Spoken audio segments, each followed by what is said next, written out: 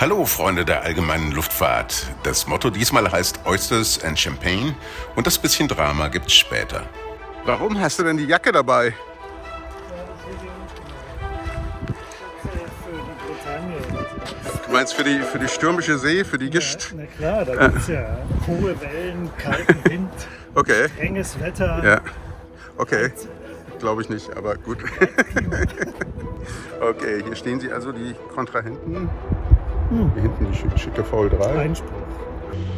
Geplant war eine Reise in die Normandie nach Dieppe und danach ein Flug, low and slow, entlang der gesamten bretonischen Küste über den Mont Saint-Michel bis zur Nordwestspitze Frankreichs, der Insel Ouessant. Danach weiter in Romy Schneiders Sehnsuchtsbadeort Quiberon und schließlich quer durch Frankreich zurück nach Reims, der Heimatstadt des Champagners. Und weil so viele Leute darauf bestehen, dass ausschließlich Matthias in ihrem Gebiss herumbohren darf, konnten wir auch erst am späten Dienstagnachmittag aufbrechen. Damit reichte das Tageslicht gerade noch bequem, um an den westlichen Rand unserer Republik zu gelangen. Die Wahl fiel dabei auf Koblenz.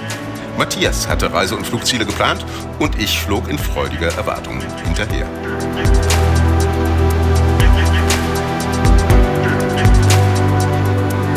Schon bald flogen wir über der wunderschönen Elbe, danach über den Harz mit seinem mächtigen Brocken und weiter über ein bisschen Thüringen und Nordhessen bis nach Rheinland-Pfalz.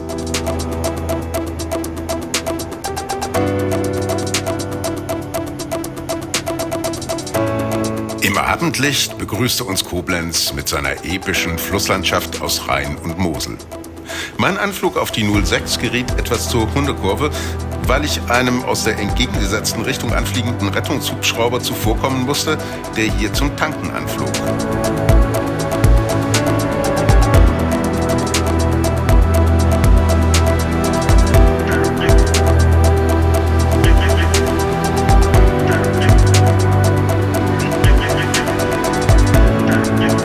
Anschließend gab's noch ein Landebier, Tzatziki und Gyros beim hervorragenden Griechen am Platz.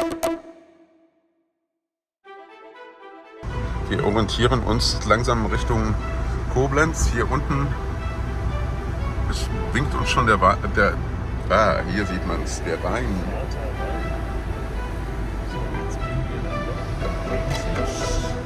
Das ist ja was.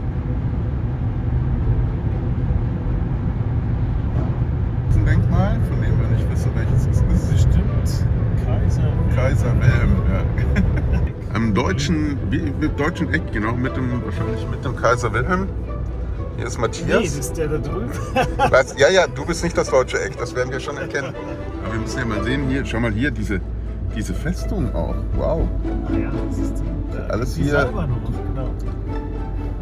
Ja. Und ohne Netz und doppelten Boden fährt hier Matthias Stumpf einfach mit dem Mietwagen über die Mosel.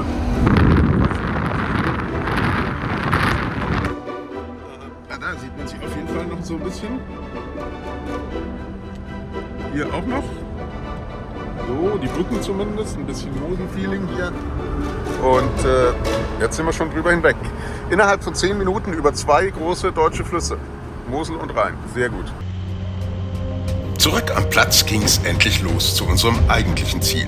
Zunächst also in die Normandie nach Dieppe.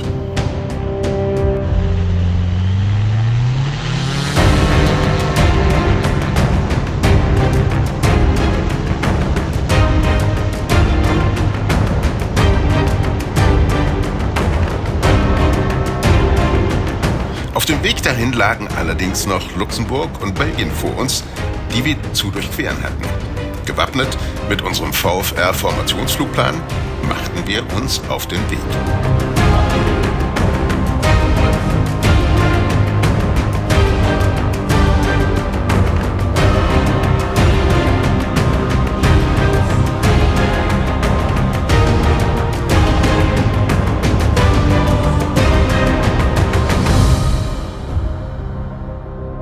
Luxembourg for Delta Mike Victor India Bravo formation. Good morning. Delta Mike, Delta India Bravo, go ahead. Delta India Bravo is a two-ship formation, destination and a VL3, one POV each on a VFR flight plan from Koblenz, Dieppe, that's Lima Foxtrot Alpha Bravo, Currently about 5 miles inbound Ateno, 4,000 feet at 1022. Roger, Delta India Bravo, you are clear to cross Luxembourg TMA. Maintain VFR, QNH 1021, how do you use 06? Die klitzekleine Spitze der Luxembourg TMA hätten wir natürlich auch unterfliegen können. Aber es macht einfach Spaß, sich mit den Controllern verschiedener Länder vertraut zu machen. Russell's info for Delta Mike Victor India Bravo formation. Good morning. Delta Mike Victor India Bravo formation. Good morning. Delta Mike Victor India Bravo formation is a formation of 2 ultralights, 1 PUB each. And we just passed the Luxembourg border on a VFR flight plan to Dieppe, Lima Foxtrot Alpha Bravo at 4,000 on 1021. Delta India Bravo identified QNH 1019 the Squawk 2000. 1019 and Squawk 2000 India Bravo. Nun waren wir also in Belgien. Dieses kleine Land ist mit seiner geringen Größe invers proportional zur Anzahl seiner Flugverbotszonen. Wenn das Wetter nicht passt, kann das ein wenig hinderlich sein. Aber am heutigen Tag war alles gut. Sag nochmal, ich war gerade hier mit Texten beschäftigt. Links von mir ist eine EDR, da müssen wir frei bleiben von mir, südlich und Südkurs. Kein Problem, ich bin rechts von dir. Mike Victor India Bravo approaching FR boundary frequency, bye. To what frequency should we change? I suggest you to contact Paris on 1257. Paris on 1257, thank you. Bye-bye. Nun waren wir also endlich in Frankreich mit fast direktem Kurs auf Dieppe und noch einer knappen Stunde Flugzeit zum Ziel. Paris information for Delta Mike Victor India Bravo formation. Good morning. Delta India Bravo, Paris bonjour, pas de message. Delta Mike Victor India Bravo is a 2-ship formation, 2 ultralights, 1 PUB each. Currently 9 miles southeast of Alaska, altitude 4,000 on 1019 on a VFR flight plan. Delta India Bravo, Squawk 7021. Squawking 7021, India Bravo.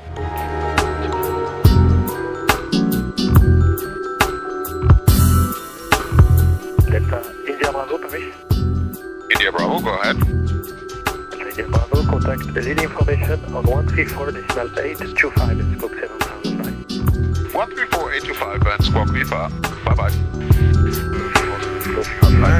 Thank you.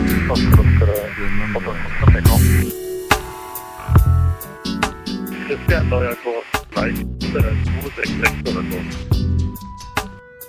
Alles klar, ich habe gerade ein anderes Problem. Mein Garmin ist gerade abgestürzt. Voll black, aber ist gerade wieder am Start. Ja, du hast es nicht, oder? Selbstverständlich. Je näher wir der Küste kamen, umso diesiger wurde die Luft. Ein Umstand, der uns an den folgenden Tagen noch beschäftigen würde. Aber jetzt war zuerst mal meine erste Landung in französischer Sprache an einem unkontrollierten Platz in Frankreich angesagt. Das ist ja dann Bon Arrière 13 und Base 13 und Final 13, korrekt? Das ist Bord Arrière, Etappe de Base, Final. Genau, so hätte ich das auch gesagt. Nicht ganz so schön, aber auch so ähnlich.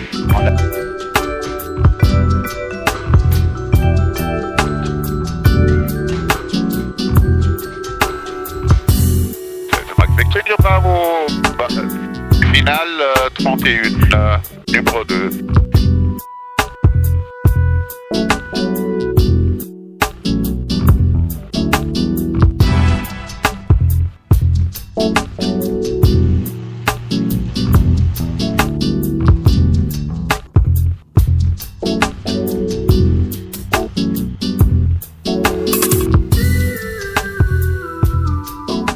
So, Christian, zum Interview, zur Sache. Endlich Zur Sache. mal. Das Wichtigste immer, das lokale Bier unterstützen. Wobei das belgisch ist. Es ist belgisch. Oh je. Top. Ja gut, Aber es wir gibt ja sind auch so eine nordische dicht Gemeinschaft. dabei, ne? Genau, und die, wie heißen die nicht flandrischen Belgier? Valois? Oder wie heißt die? Wallonen, ja. Wallonen, genau. Die Wallonie. unterstützen wir natürlich auch. Über die sind wir auch gerade drüber geflogen. Ich fand jetzt den Flug wieder fast ein Non-Event, abgesehen davon, dass mir einmal mein Garmin abgekackt ist, aber das war kein großes Problem, weil die Sichten waren hervorragend. Und wir sind hier in aller Ruhe, ohne Radio hier am Platz, einfach mit Ankündigung auf Französisch. Monte arrière sur la Das war doch schon mal das war schon mal richtig Meisterleistung. Hat aber sehr gut geklappt. Ja, fand ich auch. Fand ich auch. Auch das Spacing hat gut geklappt. Hier das Taxiing über das Gras ist natürlich mit meiner da leide ich immer etwas, weil ich Rasenmäher spiele für alle, aber ansonsten ist alles super. Und jetzt kriegen wir noch einen Croque Monsieur. Hervorragend. Hier, der Monsieur am Grill unterstützt uns. Und hier haben wir Bier. Und vielleicht fahren wir jetzt gleich noch zur Tankstelle mit unseren Tanktaschen und tanken mit Gas von der Tankstelle anstatt hier vom Platz, was 3,50 Euro kostet angeblich. Wobei ich ein Problem habe. Ich brauche sicher 50 Liter. Du brauchst 50 Liter? Na, 2 Stunden 10 sind 45 Liter ungefähr. 2,15 bei dem Also mir hat er gerade 34 angezeigt. Aber gut, werden wir schauen. Wir kriegen das irgendwie los. Das freundliche Ehepaar vom Platz fuhr uns dann hinein in die Stadt, die uns sofort spontan begeisterte. Ich hatte eine Hafenstadt im Stile von La Spezia erwartet, mit grauen Hafenmolen und gentrifizierten Quartieren. Dieppe war das genaue Gegenteil. Der natürliche Hafen ist eine städtebauliche Perle, gesäumt von etlichen Dutzend Bars und Fischrestaurants. Am breiten Strand mahnen Denkmäler an die Helden eines misslungenen Befreiungsversuchs durch die Alliierten im Jahr 1942 und die trutzigen Steinbauten verbreiten eine Stimmung von uriger Geborgenheit. Die Altstadt ist gut erhalten, was man leider nicht von der faszinierenden Kathedrale in ihrem Zentrum sagen kann.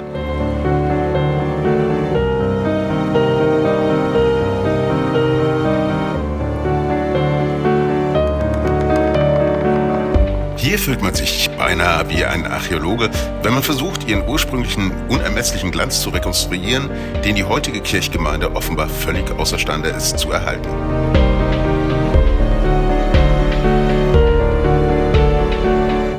Und zum Abendessen gab's natürlich Austern.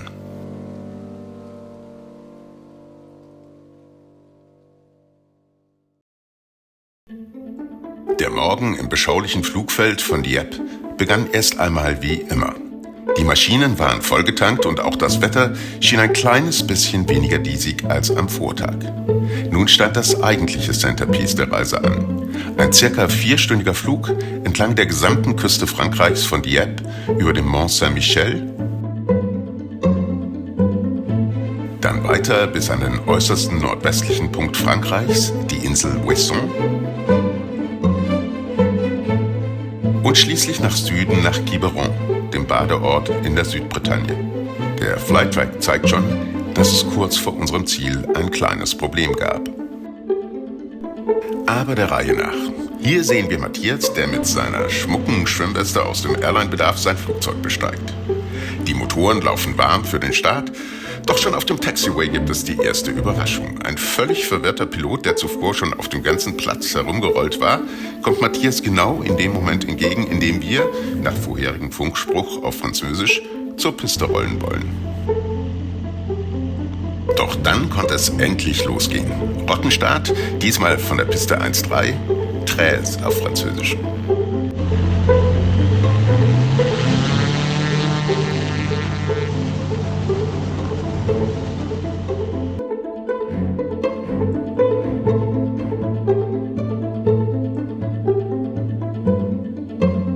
Und dann ging es über die wunderschöne Stadt Dieppe und ihren Hafen hinaus an die Küste.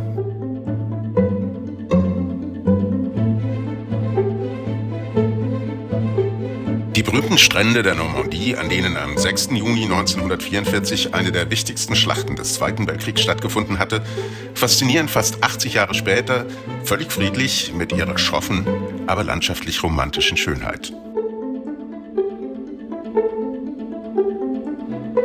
Am ikonischen Omaha Beach vorbei kürzen wir die Strecke zum Mont Saint-Michel auf dem Landweg ab und fliegen in die Mündung der Douve, die zum Meer hin als Canal de Carentan künstlich erweitert wurde.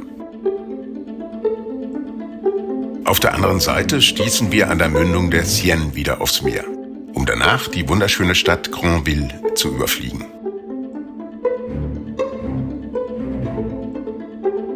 Von dort aus kann man aus der Luft bereits die mächtige Erhebung des Mont Saint-Michel erkennen.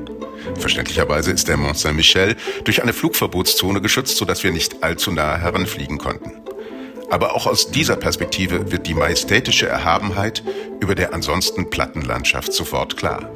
Nur 140 Menschen leben auf dem Stadtberg, aber Hunderttausende besuchen ihn jedes Jahr. Auf unserem weiteren Weg entlang der bretonischen Küste machten wir dann erstmals Bekanntschaft mit dem etwas tückischen Seenebel, der im Minutentakt wechselt. Bisweilen ist die Einschätzung des Horizonts mit ein wenig Rätselraten verbunden. Aber auch hier gelang es uns stets, die Formation sauber zu halten und den navigatorischen Vorgaben des ATC zu folgen. Die gesamte bretonische Küstenzone besteht aus Restricted Areas, sodass wir uns Freigabe für Freigabe entlanghangeln mussten. Dabei wechselte das Wetter im besagten Minutentakt und produzierte faszinierende Bilder dieser wilden Küstenlandschaft. Über der Insel Ouessant angekommen, wurde uns klar, warum sie bei Piloten so berüchtigt ist. Sie ist aufgrund ihres Wetters notorisch schwierig anzufliegen. Teile der Insel lagen frei, aber über der Piste hingen Wolken in 300 Fuß Höhe.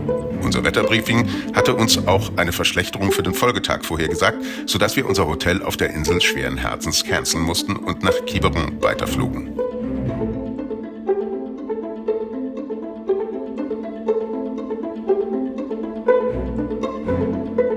Richtung Süden wurde das Wetter aber schnell besser und nach knapp 3 Stunden Flugzeit setzte Entspannung ein, die Matthias für eine kleine filmische Dokumentation seines Chaseplanes nutzte.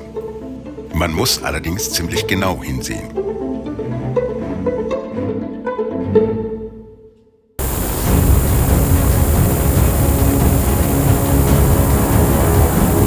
Wir hatten noch geschätzt 15 Minuten Restflugzeit bis zum Ziel, als etwa 10 Kilometer vor der Belle-Île das Schicksal anklopfte. Matthias hatte gerade angesagt, dass wir auf 2000 Fuß steigen, um die Insel zu überfliegen, aber dann passierte, was über dem offenen Atlantik der Albtraum eines jeden Piloten einer einmotorigen Maschine ist.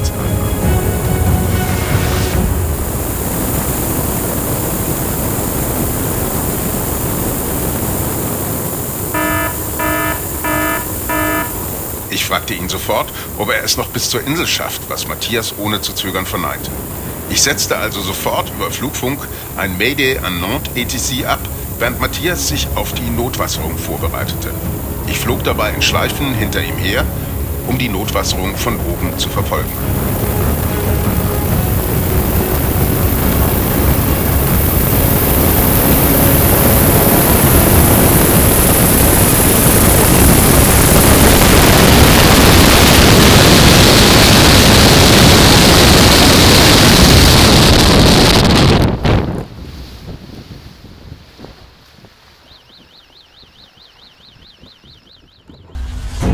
Hier sieht man die Landung noch einmal aus meiner Perspektive. Ich kann gar nicht sagen, wie glücklich ich über den Ausgang dieser Sullenberger-Landung war. Einfach perfekt. Just a big splash, no one hurt, not even the plane.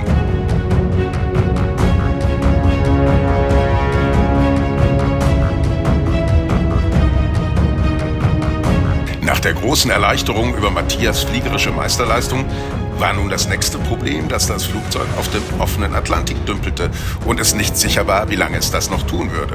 Also kreiste ich ca. 20 Minuten lang über Matthias, um die Unfallstelle zu markieren, während ich über Funk mit der völlig überforderten Controllerin von Nantes ATC die Rettung zu koordinieren versuchte.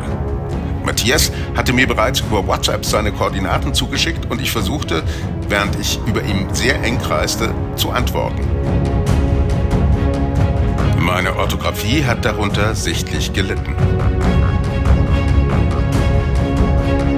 Nach etwa 20 Minuten Kreisen und nachdem mir Nantes ATC dreimal bestätigt hatte, dass die Landeposition von Matthias bekannt sei, was sich hinterher übrigens als falsch herausstellte, landete ich auf dem nur 4 Minuten entfernten Flugplatz in Belle-Île, um mit Matthias telefonieren zu können, was auch durchaus hilfreich war. Von dort aus wurde auch die Rettung koordiniert, was ich im Übrigen aber erst am Platz herausfand. Mittlerweile sah es unten auf dem Wasser so aus. Matthias hatte zwar nur nasse Füße bekommen, aber die Flächen des Fliegers sanken langsam, aber sicher unter die Wasserlinie. Die Rettung ließ etwas über eine Stunde auf sich warten, aber dann kam sie mit Macht. 2 Helikopter und 2 Schiffe kamen zum Einsatz. Während das Schlauchboot Matthias und sein Gepäck an Bord nahm, versuchte der Seenotkreuzer, die Fascination in Schlepp zu nehmen.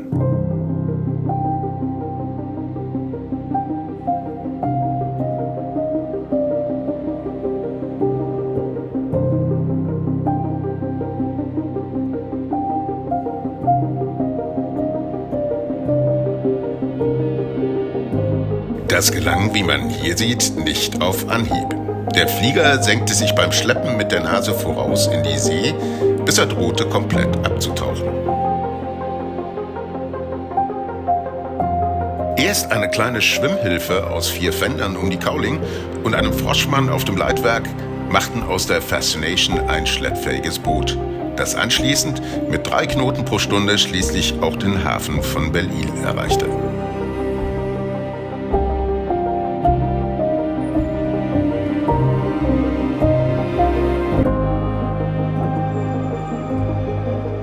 An dieser Stelle ein überschwängliches Hoch auf die Seenotretter der SNSM, der Société Nationale de Sauvetage en Mer, die mit Mut, Hilfsbereitschaft und großem Können Matthias mitsamt seinem Flugzeug aus dieser etwas misslichen Situation befreit haben.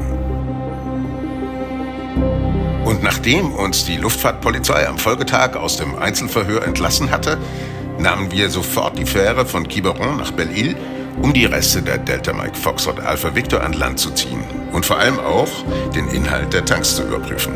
Leider hatte das Fahrwerk beim Schleppen wohl etwas gelitten und auch die Flügel hatten etwas abbekommen.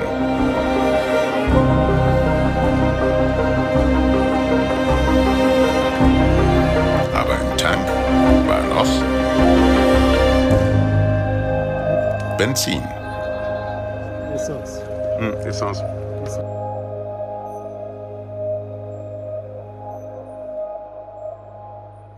Hier könnte nun unsere Geschichte zu Ende sein. Ist sie aber nicht. Nachdem wir abends bei hervorragenden Thon Rouge, Mi-Cuit und viel Wein Matthias 2. Geburtstag gefeiert hatten, beschlossen wir am nächsten Tag, unsere Reise mit dem verbliebenen Flieger, der ja so schlecht nicht war, fortzusetzen. Der Flug, diesmal nicht low and slow, sondern high and fast, führte uns quer über Frankreich von Quiberon nach Reims, fast durchgehend auf Flight Level 115.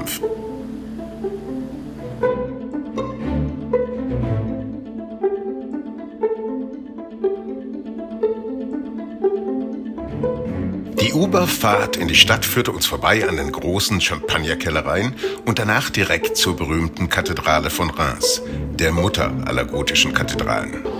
Drinnen erlebten wir eine sehr gut besuchte Samstagabendmesse mit erstaunlicherweise afrikanischer Musik. Die Resonanz beeindruckte sogar einen unbelehrbaren Atheisten wie mich. Und danach gab es zum Schluss unserer Reise sprichwörtlich Champagner für alle. Und zwar reichlich.